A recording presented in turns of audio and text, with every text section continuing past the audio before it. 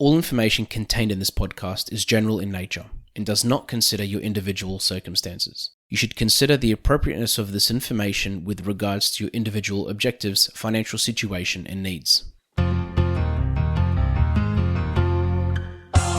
Welcome to Sharing More Than the Sheets, a podcast to help you and your partner make better financial and lifestyle decisions so that you can both focus on the things that you love.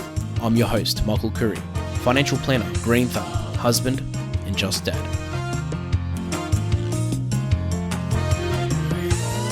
Are you still getting around to it? Putting something off? There's something on your mind that you know you had to do a while ago, but you'll make time, or you'll do it when time comes up. I think we can all relate to what I'm talking about. Now, for me, I'm talking about my wife and I's super nomination forms that have been sitting on my desk for the last 7 months or so. I'm looking at them right now. I chase people up theirs for a living. Well, that's not all I do for a living, but that's part of what we do. We chase people up for their forms, but I haven't done mine because we'll get around to it. As I'm recording this episode, I'm thinking about that. I'm thinking about a discussion that I had with a client just a couple of days ago, where it's actually the first time I meet this person, and they said to me that they've always wanted to invest, but they haven't really gotten around to it. They haven't actually started doing it. And as an advisor, I see this many times when it comes to investing or having a plan or a budget or setting something up or canceling something or looking into something. And there's a big part of being busy. Like, we're all busy and we all have things on in our lives, but a big part of it is just habits, or sometimes it could be priorities. You may not prioritize that particular thing, or you could be too scared to actually approach it or too scared to start because the idea of doing it, maybe doing it by yourself, stresses you out. And today I wanted to share some tips on how you can just action things that you know need to be done. Now, the first one is just understanding that you can't do everything perfectly. And all of us, even including me when I started this podcast show, initially there is a little bit of procrastination sometimes when you're trying to do something you've never really done before because you're worried that you're going to stuff it up, or something that's really important. But the issue is when you're trying to become too much of a perfectionist, it can actually delay you from even starting or achieving something. So just accepting that you won't be able to do it perfectly. And part of that could be just starting and just accepting the fact that you're going to make mistakes, or B, engaging a professional or someone that actually knows what they're talking about, whether it's a financial advisor when it comes to investing, or whether it's a plumber if there's something that needs to be done at your house, or an electrician, or a property expert, or whatever it may be that you're working on. Finding someone, an expert in that field that can actually help you, that knows what they're doing, to help you minimize your mistakes. The second one is creating the right environment. So actually creating a situation where you can just get it done. So if it's something that you need to do, whether it's working on a budget, is be in a room, ignore all distractions, take everything out of the room that could be distracting you, turn your phone off, sit down, whether it's you and your partner or by yourself if you're single, and just do it.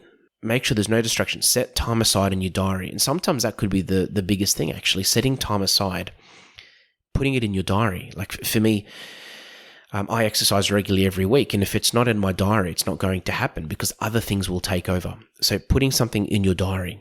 Another big one is actually breaking up the project. So if your project is to work on your backyard, clean up the backyard. Yes, that could be very overwhelming for a lot of people, but break it up into projects and work out, okay, there's 7 different steps. There's the grass, there's the garden beds, there's the trees, there's this, there's the weeding.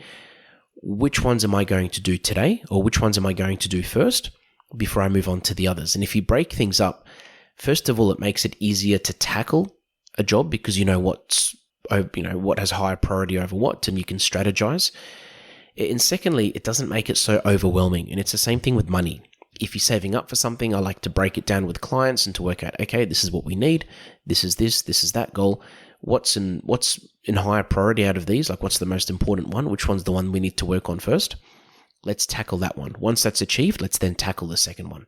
While we're doing these, let's work on this one in the background. The other one is actually have deadlines. Give yourself deadlines and actually write them down and be like, okay, I'm doing this by this particular date. I don't care what it takes. I'm getting it done. This is important. Think about it. How many times, I could relate to this right now as I'm thinking about my accounting, my tax, and my accountant. But how many times do you have something that needs to be done? You've got a deadline of a couple of months. You probably do nothing, But 2 days before, when you realize that, wow, okay, hold on a second, I've got 2 days left until I do this, you just get it done. Or sometimes there is no deadline, or you didn't think there was a deadline. You put something off. As soon as there's a deadline where someone says, look, I need this by this particular date, or if I don't have it by this date, we can't do X, Y, and Z. How magical is it that we just get things done? It's because there's a deadline. There's something waiting on us. The other thing, and there's two ways of approaching this. When you've got a list of tasks to do, I've heard some people say do the fun stuff first. So doing the fun things first will actually get you excited, and it gets you relaxed, and it gets you in that mood to start getting work done. But I've heard some people, me personally, I think start with the hard stuff first. Because if you start your day with your easy fun tasks, by the time you've done them, it's 3:00 in the afternoon, you're exhausted, you'll leave the hard stuff till the next day. And that's where things keep getting pushed over to the next day, or the next week, or the next month, or even the next year.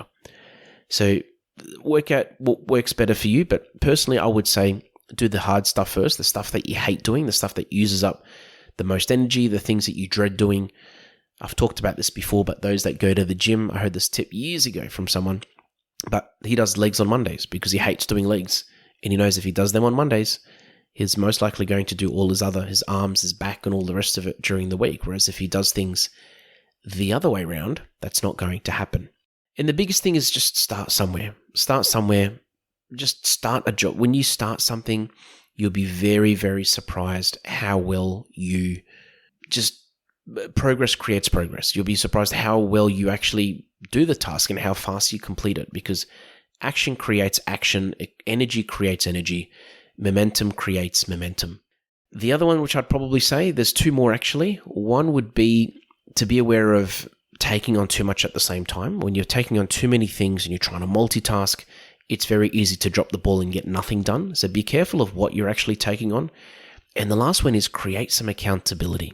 Now, whether that's having an advisor, financial planner, having a coach, having a friend, posting something on social media, making something public saying, look, I'm doing this, or telling your partner or telling someone or telling the world or anyone that what you're going to do creates this level of accountability, because first of all, that person's probably going to ask you how it went.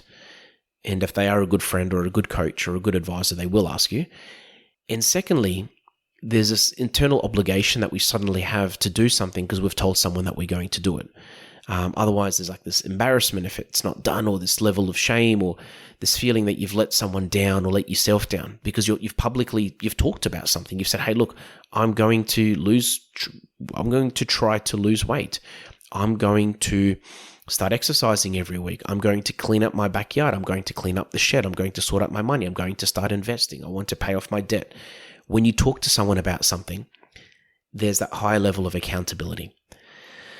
So I hope this has helped. I know I'm talking very fast, but this is something that I'm very passionate about, and I just realized how fast I'm talking, but it's something I'm very, very passionate about. It's something that I enjoy talking to people about. It's something that I'm working on, and I think that's probably why I enjoy talking about it, because I'm working on it and I'm far from perfect. And every day I'm trying to come up with different tricks and strategies and ways to become more productive and to do things better. And this topic can relate to your money, can relate to your personal life. But either way, I hope it helps you make better decisions for you personally and financially, so that you can focus on the things that you love. Thanks for joining us on Sharing More Than the Sheets. Please make sure you subscribe to be updated with future episode releases, and feel free to share this episode with any friends or family that you think it might benefit. Please visit us at sharingmorethanthesheets.com.au to submit questions or requests for future podcast topics. These podcasts have been brought to you by Better Financial Planning Australia. To book a 15-minute phone chat, visit betterfinancialplanning.com.au.